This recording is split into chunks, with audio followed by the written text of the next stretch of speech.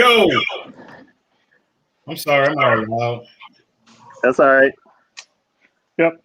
How's everybody doing? Awesome. Fine, teacher. Wonderful. You're good, Mr. Mason. How are you? How are you?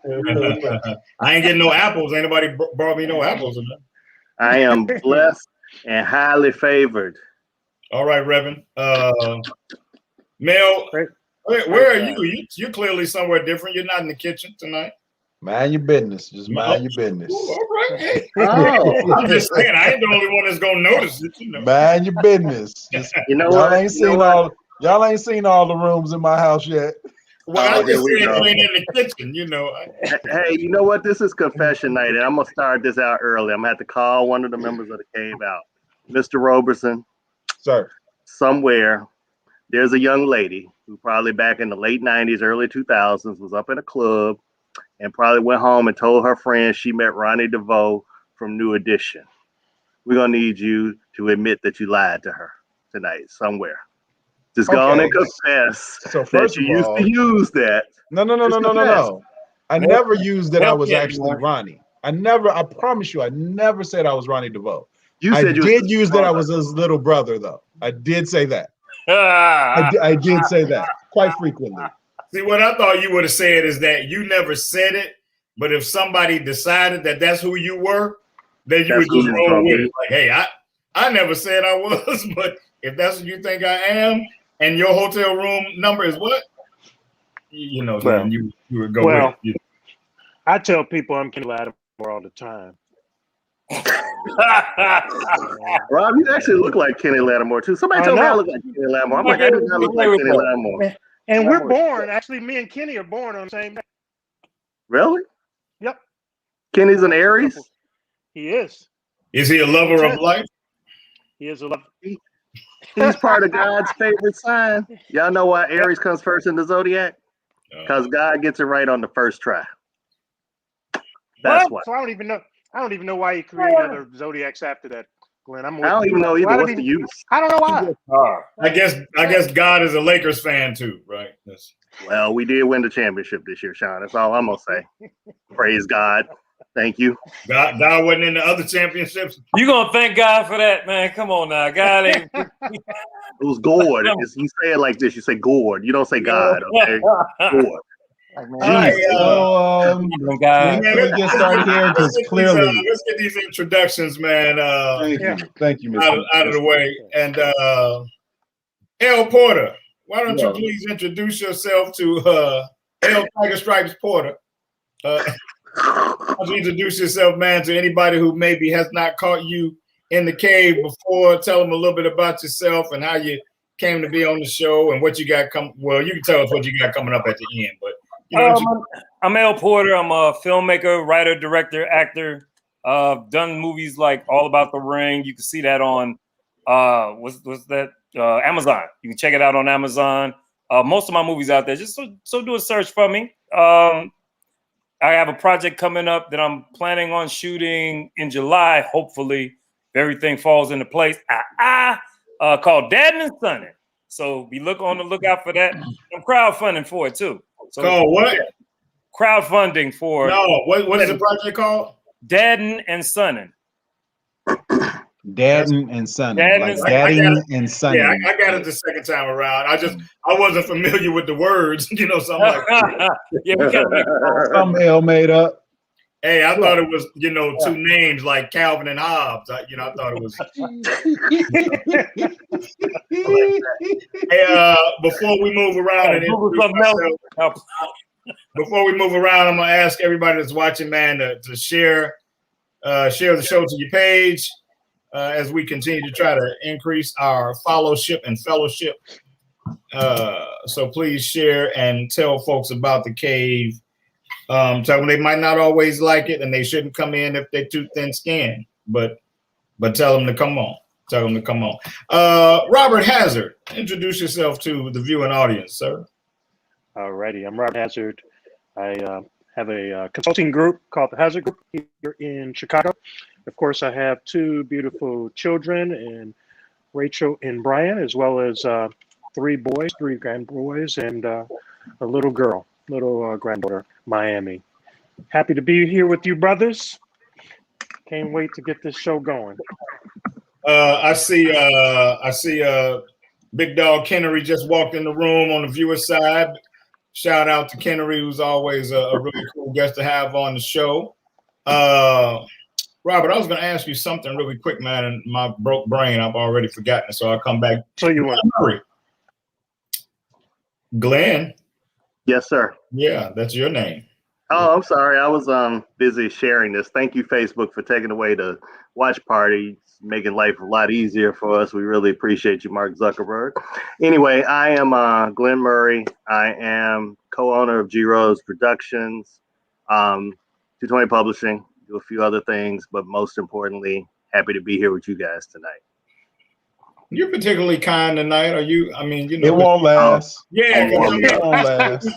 you've kicked our teeth out in the first couple of minutes, the last couple of weeks. So, you know, did you get some bad letters did some viewers send you some letters or something? And I've already been kicked out of groups and stuff because of y'all. So tonight it's just anything goes, but I just decided to start slow. You know, build to it. We're gonna build to this climax. Yeah, I'm finally in the place where I don't care if you kick me out or not. Whatever. You got to check the haters off, man. I always wanted to say that. I'm glad I got my chance. Yes, you said you wanted to say what? What was that? Yeah, but it broke up, L. So you ruined it. We didn't wait. Here's your Wi-Fi. You got to check the haters off. I mean, what? That one. Man, y'all haters, man. Neil, what is he saying? Do you know what he's saying? Yeah, you never know what L Porter. And since we have Mel and we have L, you all can just refer to me. Man, we a singing group, bro. We can just refer to me as the voice tonight. I won't even make you say the voice of reason. You don't even have to say the whole thing like a pimp named Slick Back or a Tribe Called Quest. You could just say the voice or voice for short. You know, because I don't want people to be confused when you say Mel and L. They sound so similar. I ain't gonna lie. It's a whole consonant. It's a whole consonant in front of yours, so we all right. We all right. I'm just saying. Mel compared his name to a pimp. Let that be known. And I did. And not any old pimp. Named Slickback. Let's be right. Slickback. Hey, I thought that was dope, man. I'm gonna call you voice. Thank you, LL. My name is Mel Roberson. This is what's known as a bromance, ladies and gentlemen. My name is Mel Roberson. I am an actor. I am an author. I am an entrepreneur. And today I am a proud father of a young lady that ran the first leg of the 4x100 relays.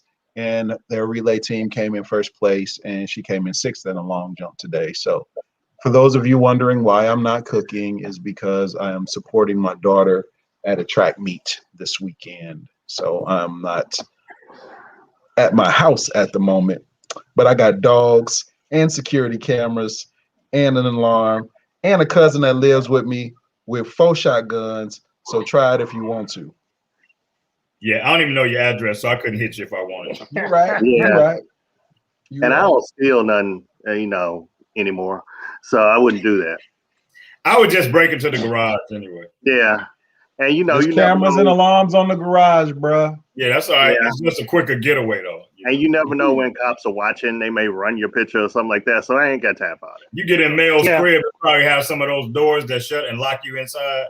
So yeah, that's a whole other experience. Yeah. Mel has a red room. Hey, see, I'm a lover. I'm not a fighter. I'm not a thief. I'm not any of that sort of stuff. Oh my God! It only took him 9 minutes to get it in, y'all. He's a lover of life. Rob only steals hearts. He's the thief of hearts. He's the thief of hearts. Yeah. Hey man, lot to talk about, man. Let's Glenn, I heard you had a real cool stripper name. I don't know what you're talking about, Shawn. Who thought of that stripper name? That's ridiculous. Who thought of doing something like that? Was that Roger? It was probably Roger Jackson who thought of that. You know. But I read about it because I'm a well-read man. So I read about the stripper name thing, and I heard it's like your middle name and the street you grew up on, or something like that. Yeah, I was gonna say, you can't throw a rock and hide your hand, not in the man cave. you know. I try though. People gonna come for you. Brown liquor Murray. Liquor Murray. I don't even drink. No, it would be Glenn Woodford Murray. So if it's your middle name in the street you grew up on, I actually like my stripper name. My stripper name is Avery Princeton. Oh, that sounds like a superhero alter ego, don't it? Like, yeah, sounds like your porn star name. You look sexy, bro. Oh God. Man, what's your that stripper look, name, El? that look, man. El, what's your stripper name? Love handles. Love handles. It's been love handles a long time when I performed. No. Not just girls remember me back in the day. name. Them girls remember me back in the day for laying it down. They would grip them handles, and we go for a ride, Master Love ride. Oh, it only took 11 minutes before the show went off. What I'm not gonna do is battle L tonight. Like, so that's if he want to break the rules and that's his name. Okay, we gonna move along. Thank you, Robert Hazzard of the Hazzard Group. I can imagine what your stripper name would be, and your last name is Hazzard. Excuse me. It's King Alvin. Why am I the only one following the rules? oh man, King. Slow jazz. That's a terrible stripper name. Slow jazz. Slow jazz. Answer. I'm glad it wasn't slow jazz. Yeah. So mine would actually be, and this is real, so none of that tell no jokes about it or nothing else. It would be it would be Russell Wood Park. Everybody was like, really? It was just obvious that it was funniest to you. Like, you were just so tripped by it. Like, You gotta think about it, Shawn. You gotta think about it for a minute. No. I mean, it didn't trip me up enough. Just, I'm still thinking about it. Hell, that is funny. That is funny. There's alternatives. Chocolate Thunder, just incredible. Saying stupid shit. Yeah, on my screen, that's what Glenn is. So it looked like you looked right up at him, like, what the hell? Did you just say based on where the Okay. Now, I already tell y'all, Mel is not gonna answer this question. So I'm gonna try to figure out how he's gonna answer it and not answer it. So Mel, you up. I would never be involved in such activities to have Here we go. Name. If he doesn't get it, we'll pick one for him. We will pick one for you. I have daughters. And I would never participate in such things that. Man, I got a daughter right in the back. Raj, you know what to do, Raj. You know what to do. So I am the voice of reason. So because we have viewers that may have never seen the show before, and it seems like this is kind of a rambling beginning. Can we get into some topipics, please? So you policing the show now, so you don't have to answer the question? No, I'm not policing. I'm not policing. I'm just answer the question. I did answer. You got my answer. Which was not an answer, which I predicted. Yeah, so you were right. He gets the name that the production team gave him, which I like better anyway. Yeah. Awesome. All right, so Nick Nipple. The record state that dude has never answered a question he didn't want to answer on this show. You ask Mel, and he like, nope. I'm just nope. Hey, so I saw a clip, man, where they showed some people, and I traveled for the first time this past week. It was a bit nerve-wracking. Mm-hmm. You learn that people, they're not gonna do right. I don't care how many signs you put up, and times you tell people what's required. There was a guy in front of me on my flight out who had a row to himself, and 2 or 3 times they went by because he had his mask down or under his nose. And so they would tell him, raise his mask. And I'm thinking to myself, once you've had to tell him a couple of times, I'm thinking maybe you should be watching him now. but they ignored him. And for the most of the flight, dude, he sat there without his mask on, and he was sitting in a row in front of me. I was so annoyed. And then on the flight back, I had a layover, and on the first half, the flight was full, which was just, even though people seemed to do what they were supposed to do, it was just nerve wracking because I hadn't really been that close to people in a crowd like that, for a while. And then on the second half, I had a roll to myself, so it was good. But I tested before I left, and then I tested when I got back, and already got my results, so I know I'm good. But it was just nerve wracking, man. It was nerve wracking. So I said all that to say, I saw the little clip today with the protesters, and I think it was some protesters' kids as well, burning masks. What? I don't know what state they were in. Glenn, you know what state they were in? Idaho. They were in Idaho. They were in Idaho. Why does that not? The Mississippi of the Pacific Northwest. Right. That's what I like to call it. But yeah, they had a mask burning ceremony in Idaho, and parents brought their kids, and the kids were basically participating in burning the mask, throwing the mask in a barrel, and lit the fire and everything. It was just really interesting look at our country today. Oh, it's in shambles, dude. I'll tell you what was amazing for me, man, was once I got in Cali, seeing people in the airport, man, still wearing Trump shirts and hats. That was a little spooky, You want to ask them, it's over, right? I'm surprised you saw a lot of that in California, though. Yeah. They must have been traveling to other places. Could be. Yeah, could be. Yeah. I saw a little old lady on a walker with a Trump mask on. Well, I guess you still got to use the stuff, even though he didn't win. Yeah. Racist in California, too. What'd you say, El? It's racist in California too. Yeah, everywhere. Everywhere.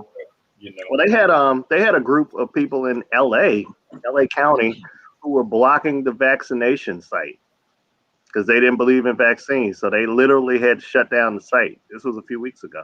They were keeping people from getting vaccinated, which I think is totally ridiculous. And I think you should go to jail for that. Yeah.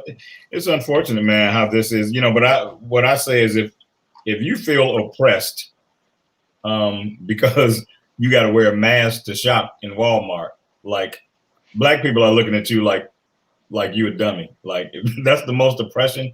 That's oppression to you, really? Right. Like really? Do you think that people just want attention? Is that the reason why they're doing all that? I think that's part of it, man. And I also think that I have to say I think the pandemic has kind of ignited some of that. The whole. Yeah. Sheltering and quarantining and the useless need for what people communicate on social media now. I think that part of that is a frustration with not being able to engage the way you normally would. I think that's why something like a movie can come out like the Come to America movie, and you see so many people just unsolicited just bashing the movie. It's not even only because they thought it was bad, but they're so pressed to engage and have somebody know what they think, and a chance to say their piece. And this is their only way to do it, I think that it's having some real subtle kind of effects on the way people move around. And it's good to kind of step back and ask yourself how you're doing, through the pandemic, because whether you believe it or not, you're still being affected by it. Even if you feel better about it than you did a year ago, you're still being affected by it. And a lot of it, from my opinion, I think some of it is you're seeing the change, but we want to see it at the table, and we're more vocal about it than we've ever been, and they're scared. So as a result, they're doing stupid shit all the time, and it's anything that they can do to rebel. Anything for them to flex that they're not going to go quietly, they're going to keep lashing out, man. It's just going to keep going on. Doesn't have to get attention, though, Mel? I mean, El, isn't that what people want to do now? Is get attention? I think they want to strike fear into the hearts of their politicians. Okay. I think that's really kind of what it boils down to. They want to let them know we'll still come after you, but then when the FBI starts coming after them, they're like, "Oh, we didn't expect this." Yeah. You mean I can go to jail? Yeah. You mean I can go to jail for what I did? Oh, okay. I didn't know that. Not to cut you guys off, but hey, Denise Walters, we appreciate you being with us. Denise shared that she dated a guy who decided not to date her anymore because she got the vaccine. Wow. Now, I've not heard that before. That's ignorant. I mean, I mean, you I wouldn't definitely. date him either.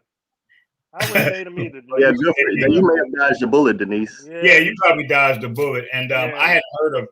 I mean, I'm definitely, aware of people being on opposite sides of it, but I hadn't heard anybody take it to that extreme that, they thought they wouldn't date somebody. At the end of the day, and this is what I wish we would normalize. I wish we would normalize doing what's best for us and people not thinking they have a right to say anything about it. Like if what you're doing is best for you, if Denise gets the vaccine, she's not hurting nobody else. If she's hurting anybody, she's potentially hurting herself, nobody else. That control is important, man. They just want to control somebody. It really is. So I find it amazing that people have something to say about what people are doing that has no effect on them. Mm-hmm. It just shows you, man, how frail and fragile people's minds are. Before we go any further, I want to say one more time to everybody watching, please share the show to your page. If you've just logged on and you weren't here when we first kicked it off, share the show to your page and help us get the word out about Live from the Cave and invite as many people as we can, because we lose somebody every week. So and if you do that, Shawn usually mailed it. He'll send you Skittles. He always do that.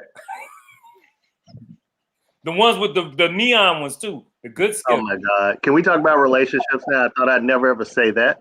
But can we move on to the relationship section of the show? What particularly about relationships would you like to talk about, Glenn? Well, Robert had some good conversations about expiration dates. Robert, would you like to share? Share with the family, Robert. Put your hand on the screen and share with us, Robert. Feel the love. So, as we look at everything that we have, food products, everything, it says, it's good up until this date, right? So the conversation was, about everything and, having an expiration date. Should we go into relationships with the thought that they might have expiration dates? And then when they do, no. Hey, we got to talk about it, because, hey, you know what? When that relationship comes to the expiration, we get to choose, or they get to choose whether or not they want to extend it, renew it, or leave. Man, stale cereal is stale cereal. What are you talking about? You can't extend no expiration date on no Frosted Flakes, dog. When they go bad, they go bad. What are you talking about? Mel, let's not interject our personal buying preferences into this conversation. Yes, because I like Captain Crunch, but okay. I can usually rock with Mel on something like this, but this time I would say, once the Frosted Flakes go bad, there is no reviving them. However, a relationship can go bad and you can revive it. That's the only thing. You can't mess with these cereals, because on the box it warns you that it's probably not healthy. So there are warning signs on the box when you buy your cereal that tells you that you shouldn't be eating it, probably. Like Frosted Flakes probably has like 99 grams of sugar, which eventually is not going to be healthy for you. Yeah, and BHT, which is a preservative that might cause cancer. But here's my point. Here's my point in saying all of this, right? When you look at it with the expectation of it having an expiration date, I had a conversation with a young lady. It's some time ago. A young lady. We had been, I won't say intimate, but we had got close. We had kissed whatever a couple times and toyed with the idea of what it would look like. But there were some things that kept us from pursuing a relationship. And so when those things were no longer an issue anymore, it was like, man, we had all this chemistry. We have this great friendship and all of this other stuff. Why don't we look at what this could seriously look like, me and you being together? And she was like, man, we're just so close. I don't want to mess up our friendship or whatever. And I said, listen, that's because you're going into it with the expectation of it failing, right? So if you're going into it with the expectation of failing, then yeah, you're going to be worried about it. I'm not worried about us failing. I would rather us take the chance than not take the chance and be wondering when we 90, well, if only when we were in our 30s, if we'd have said, not you in Shady Oaks nursing home by yourself dying, You know what I mean? It's like, come on. I knew. Dude said Shady Oaks. Yeah, I was like, wait a second. I was thinking Shady Oaks Cemetery, but I know that's what we thought you was like saying. Right. No, I'm just That sounds like saying. a bunch of old infidels. What I'm saying is, as far as the expiration date, I don't ever go into a situation thinking that there's an expiration date on this relationship, because hopefully I'm entering, or both of us are entering into this with the expectation of it being something. I'm not looking for the out or looking for when this is going to end or how it's going to end. So I'm not concerned with the expiration date. I'm like Keith Sweat, make it last forever. So check this out. Yeah. Sweat reference. My cousin, Big Darren Mason, Bradley University, Hale's class of '81. My cousin used to say this, and I think the word that's landing wrong is expiration, because it signals the end, right? Yeah. And so my cousin used to say that he thought marriage should include a bylaw or something that said, after 10 years, you guys get to come back to the table, assess it, and decide whether or not you want to continue or you want to call it. And then, you guys can whatever. And so you guys can decide, who walks away with what or whatever. So I don't think it's a bad concept. But what I do think is that you should be checking in with your relationship regularly anyway. You should be getting the bead on how your mate is doing or how your mate is feeling or how they think the relationship is going on a regular basis anyway. So I don't think you really need to set a time to do it. You know what I'm saying? It's something that should be done regularly. But you know what, though? I think, though, 10 years, I mean, if I got to 10 years, we're don't think it'd be dead by 10 years. Most marriages fail pretty quickly. But I don't think it's something you should really be, per se, evaluating. For me, I don't know. I mean, and again, everybody's different. So it's not really evaluation. When she walks in the room, do I watch her approaching me? Do I still see her walking around in regular ass shorts, and does it still excite me? Do I still get excited about moments? And if that's not there, then you should think about evaluating it. But I don't think you should put a time, like Mel's saying, it's not something you put a time stamp on. You in this because you in it. And then if it turns into, bottom line, energy when energy gets together, it's either going to get more powerful or it's going to even off. And some people, when it evens off, they think that's a decline. But L, there's a whole lot more energy and layers to the relationship to, past how they make you feel when they go in and out of a room. Once you get out of that, just hear me out. The way you're taking it as me making that a specific thing. The thing is, do I still long to be with her, to make her to be to treat her special, to still want to? Do I view her as my queen still? And that is a feeling. For real. Yeah, it's an emotion. You put it in a very physical context. What I was saying was, it's so many other aspects that can kill that physical aspect of the relationship. I've been in relationships with people. I'm talking about energy, man. I'm not talking about physical. Just hear me out. Okay. I've been in a relationship with people that were still fine and as tight and all that as they ever been, but the things we went through in the relationship made me unable to tap into that piece that I used to have for them for so long, because you start to feel differently about somebody, period. You know what I'm saying? Like, it's almost like being in love with somebody you don't like. Like, it's easier to like somebody. It's easier to love somebody than it is to like somebody, because love is something that you do without condition. But when you like somebody, like, for you to like them, they have to feed a piece of you that makes you feel good. And, like every woman I've ever loved, I still love them. Do I like them? No. It's But those are the ones you didn't stay with. I need to be able to love you when you're not likable and like you when you're not lovable. Oh, you preach that thing. That's Come on now. Here's my Bible. Well, here's another spin on it, and I know that a lot of people don't agree with me on this one. But I also think that you should be assessing people for the possible breakup. And people think when you consider that you're buying into the failure of it. And that's not what I'm saying. What I'm saying is you kind of don't know if you got a fool until you get to that point. So they act a fool. Right. So you kind of need to be able to assess them in light of how they handle situations like that. So if you got an ex you got a girlfriend who tells you who tires they slit or who windows they busted out. Oh yeah, I'm not dating them. That's going to be I don't know. Jasmine Sullivan she kind of hot. If she busts the windows out of my car, I'm visiting her in jail and I'm pressing her. If she busts out of my car, I'm sending lions and tigers and bears after her. Exactly. No, you believe the fairy tales for real after that. No, Jasmine. y'all heard Crazy women ain't sexy no more. They used to be kinda, but that thin line between love and hate thing is gone. I'm a little too old for that. I saw somebody today where she said their dad told them not to marry a man until she had seen him upset.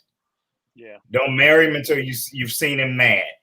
And because you don't know if when he gets mad, he's gonna curse you, he's gonna hit you. You don't know what he's gonna do when he gets mad if you've never seen that. And I see that thing the same way. Like you don't know who somebody is until you get to certain places with them. So, and I don't think to try to tap into that energy means you're embracing the failure of it. It just means that you're looking at who you're going to be with on the long term. And like, okay, if this is something that is going to be a part of our challenges or our breakups, then I don't think I want to sign up for it. That's right. That's just how I see it. And I'm sorry, but dating is a trial period. So you get to set the rules. You get to set the parameters. Women do it, men do it, and it's fine because it's your rules and it's what you can live with. And so that's marriage.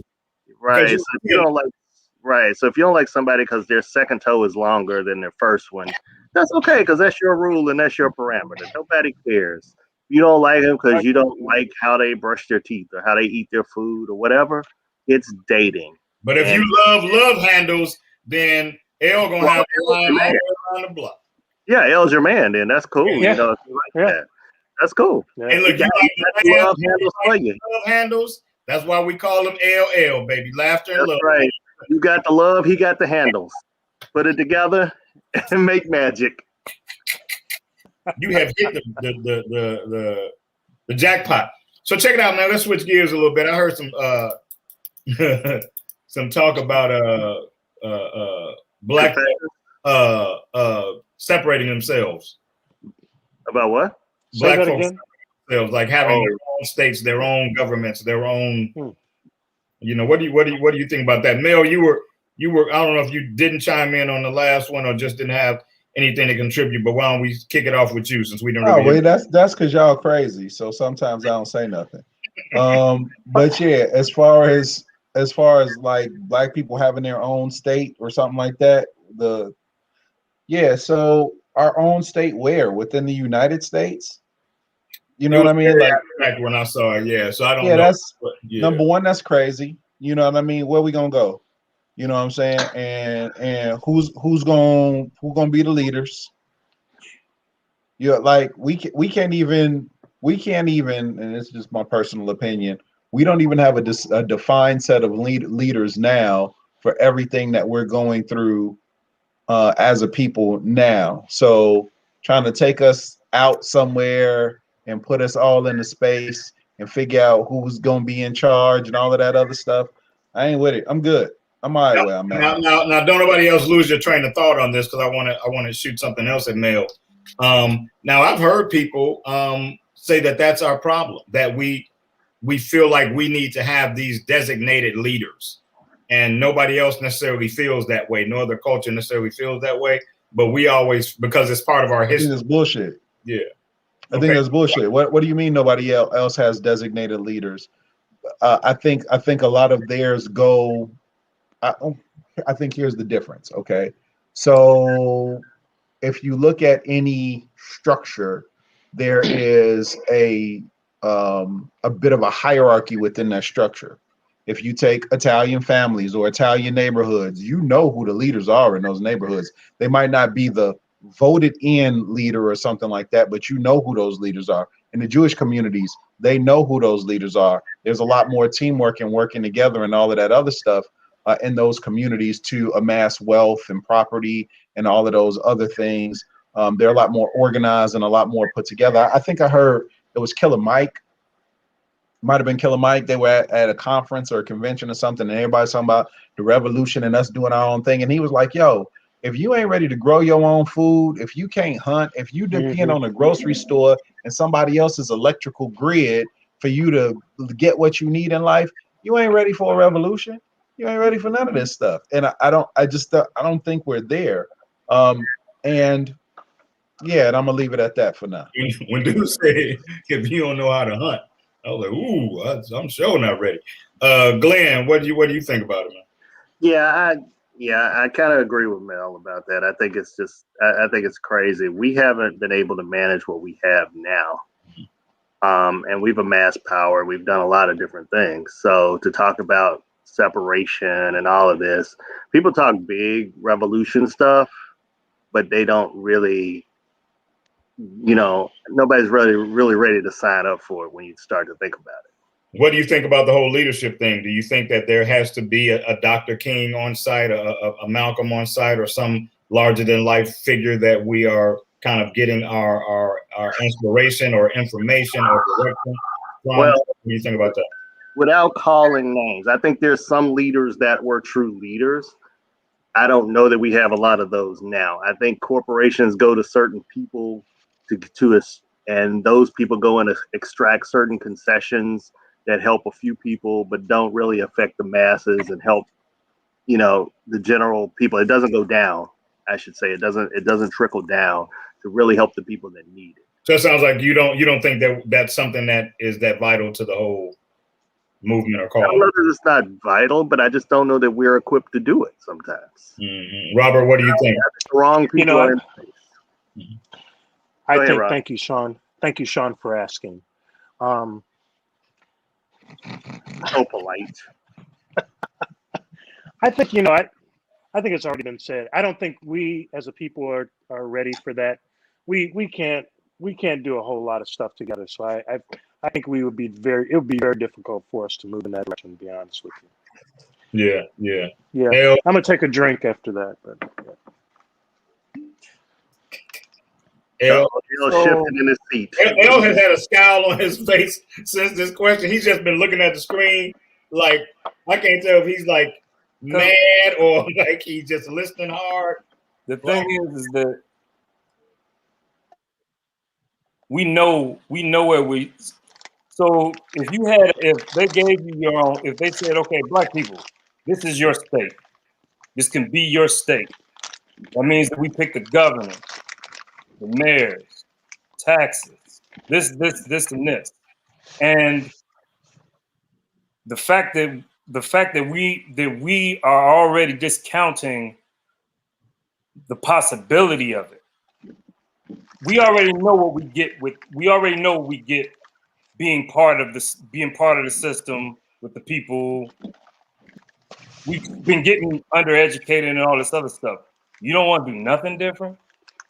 You don't feel like we can do anything by ourselves? We've survived all this right now and we can't do nothing? I think it would be dope. So just as a state? Yeah. Okay. Because then we have farmland. If we want to set up a whole network of grocery stores coming from the farmland and within your own state, you could.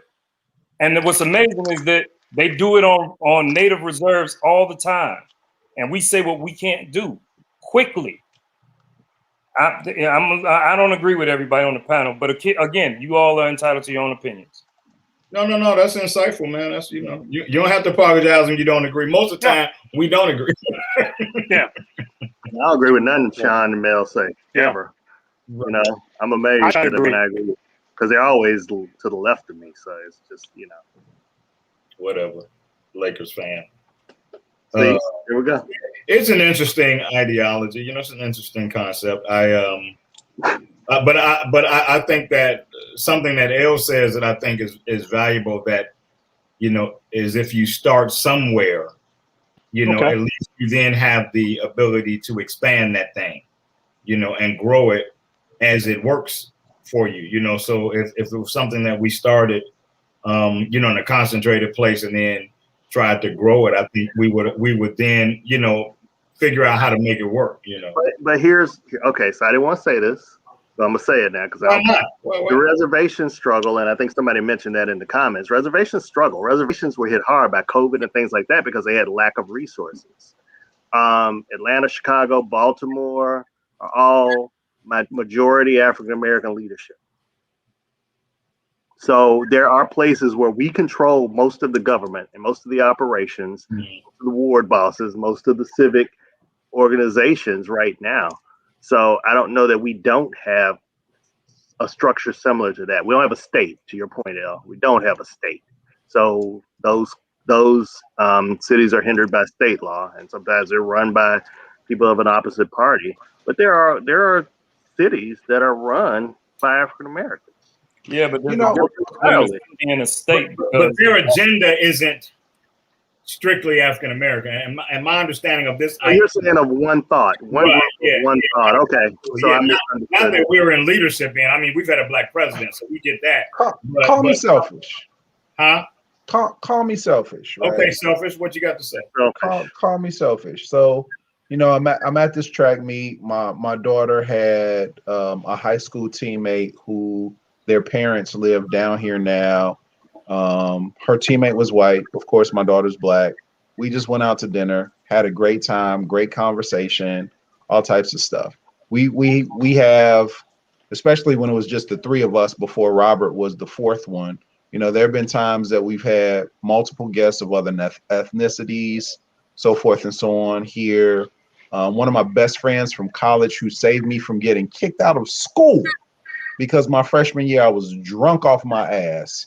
And, you know, I was 17 years old at the time and literally saved me, put me in his car when we had a fight. Somebody pulled the fire alarm. Right. And so maybe am I thinking of all of this? And El, I hear what you're saying. You know, we know what we get with these other people that are running, you know, various municipalities, so forth and so on. But I have had experiences where people in my life, friends, and I mean, even some family that I got mixed people in my family now, where I think the whole separatist aspect of it and the extreme state of that, you know, when I heard the question, what I hear is you round up all the black people and we go and we got our own space and it's just us and it ain't nobody else and all of that other stuff, where we've started to operate in a global community where it's a little bit different. I don't want to give up my friends that have been a part of my life that treat me well. You know, now for the other racist people and the regimes that are disrespectful and all of that other stuff, yeah, I could do without them. But there are people that are not of my race and not of my culture that I particularly enjoy and wouldn't want to be like, all right, well, let's cut everything off and all the black people go in one place and everybody else is in one place. That's what I heard. And I never said anything like that. I'm not saying you did, El, but the whole state of it being just all us in one place. That's what I was speaking to, not your answer. So let's do it like this. If you have a neighborhood that is quote unquote a black neighborhood, the white people that move in that neighborhood or walk through that neighborhood or come through that neighborhood are white people who mess with black people. We're not saying that this is our state. And for the viewership, he means mess with in a good way. Yeah. Yeah. So, we're not saying that this is our state. White people can't come in. White people can't come live here. But this state is going to be governed. This is our state. Whoever wants to mess with us is going to mess with us. Every time you've heard of white people moving out of a neighborhood when a black person moved in, it was typically those white people who didn't want to interact with black people. So if you say Georgia is a black state, or this state is, we're going to say this state is a black state and they can set their govern law, you know, governor, they have their own, you know, blah, blah, blah. They do their official, whatever, however the heck we want to do it. Those white people who decided they want to rock with us, they're going to rock with us. I ain't saying that you. But the truth is though, El, when they move out, they're running from us. When they move in, they're slowly trying to take us over. So they always have an agenda, whether they're coming or going. That's the way it seems to me. If they leave when we get there, it's because, like you say, they don't mess with us. And once they start seeing too many of us, they like, Molly, Bob, we gotta go. And then if they come in like Bronzeville is just basic gentrification. It's just happening slowly. All of a sudden, you start seeing white girls walking their dogs down 43rd Street, and you go, "The hell is that?" Understand? I don't care about white people being around and kicking it with us. What I'm saying is that if you have a state that's governed by black people, if police stop you, they know there's some circumstances that's going to happen if they do something out of pocket. Right, but my point on that was, I haven't seen white people move in because they mess with you. White people move in trying to take over what you have. Yeah.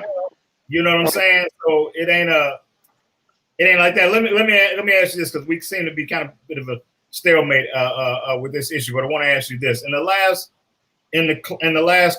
recent climate, and I know a little bit about how Mel socializes, so I know that he has a number of white friends and white comrades and people that he rocks with.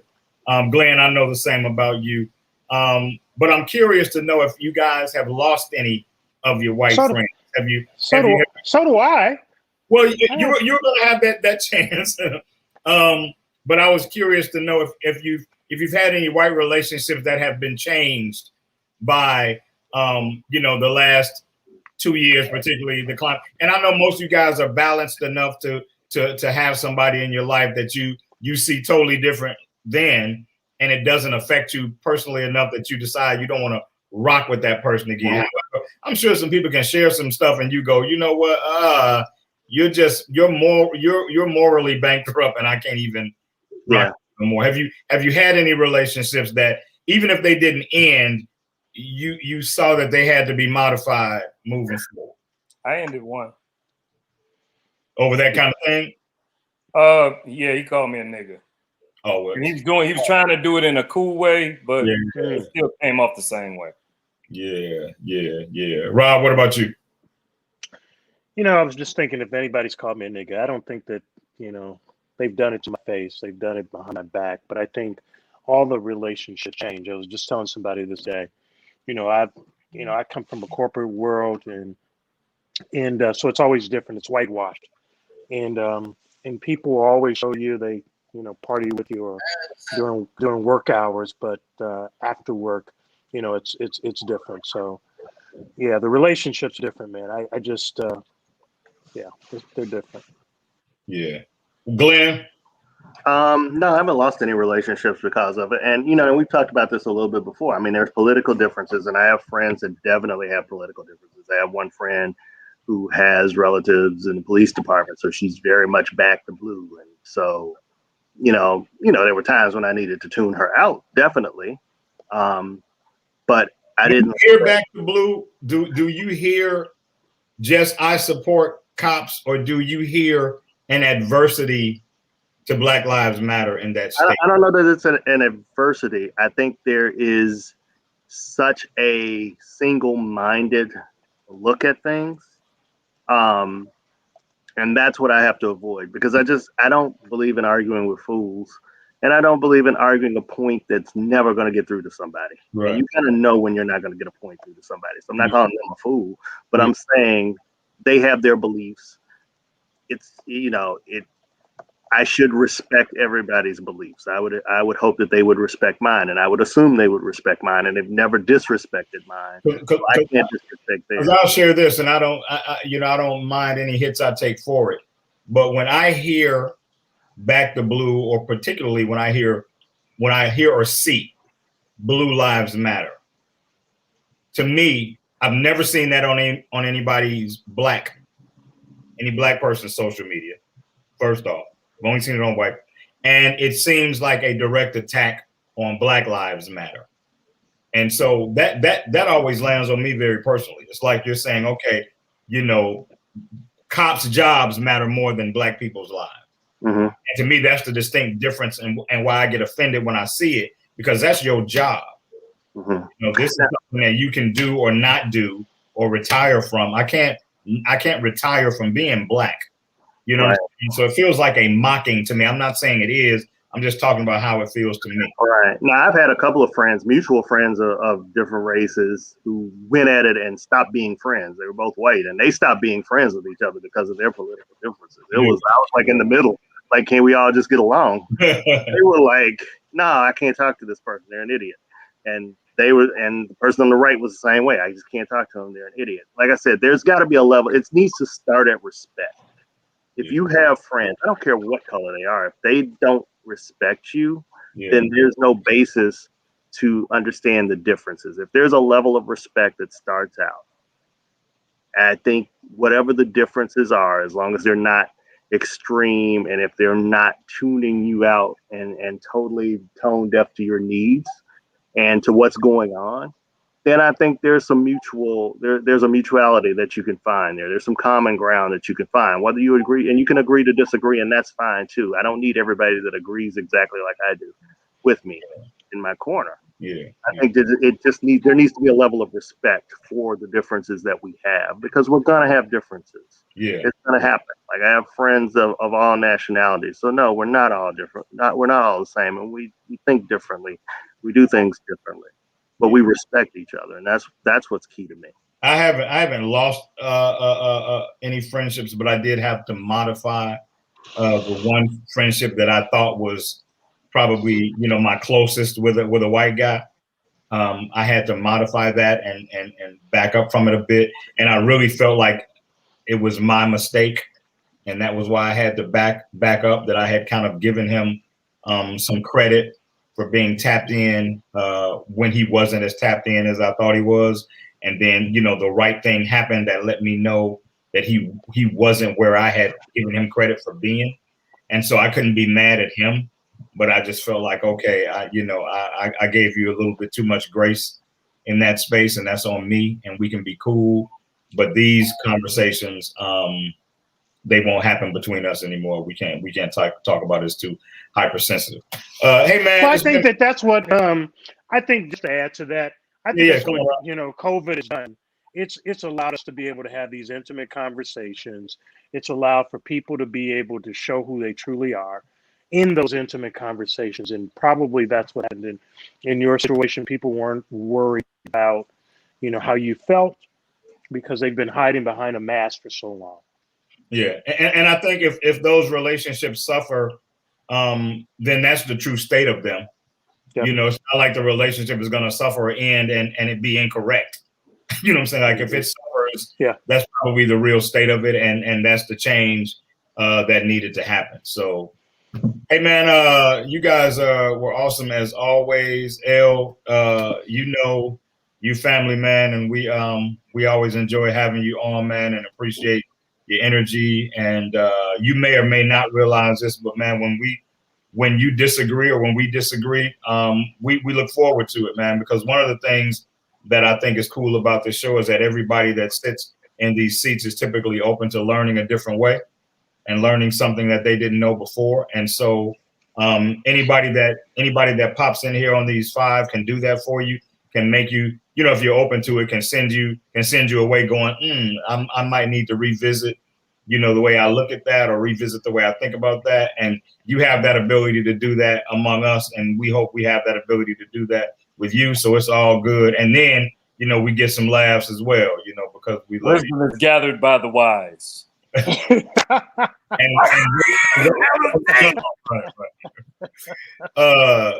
Robert, always a pleasure, my man. Glad to see you. Always glad your traveling mercies have gone so well lately. Mel, glad to see you in the spot doing what you're supposed to do. Dadding and daughtering. You did. And Glenn, man, always good to see you, man, and always a pleasure to just spend some time, man, and hear you out. And I'm gonna ask you this publicly, and I'm not coming for you. No, serious. Because you have so much to offer, and because I respect your level of intelligence, don't ever pull back what you want to say. Like you said, I wasn't going to say this. Come with it, man, because that's probably going to be the one thing that I need to take away that night. And I respect what you give us so much that I don't ever want you going, I would say that.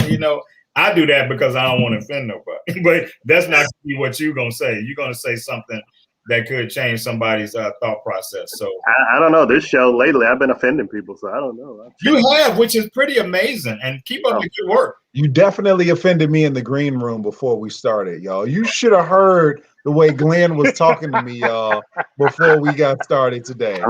Oh my God. Oh my God, my ears. No plan. You should have just heard the way Neil was talking in general. That's what really. When he wasn't cursing, you mean? When he wasn't right. Horrible. I've got tender ears, you know. I'm feeling some kind of right now. I just thought you were a Vulcan and they were just pointing. No, everybody who's out there that doesn't agree with us either, because we appreciate that too. We want to hear that too. We appreciate that. Absolutely. We're not going to say what you want us to say all the time. We can guarantee that. That's definitely not what this show is about. Which is why if you're thin-skinned, you might not want to hang out in here because it can get thick, you know. Yeah. And every show is different. Every single show is different, depending on the guest and what's going on in the world at the time. So, you know, that's why you all got to keep watching. And subscribe. We got to have people. We got to have subscribe. Conversation be different. That's what fascinates me. I've seen us cover the same subject, but cover it from a different angle, and the conversation be different. You know, just based on where everybody is at the time. But hey, man, we're running out of time, man. Everybody watching, we so appreciate you. So thank you, and hope that you will continue to watch and share and be a part of our family. You know, in the cave. It might just be us in the cave, but you all are our extended family, and our hope is to keep you and keep growing with you. So till next time, yo to the noobs. Thanks, everybody.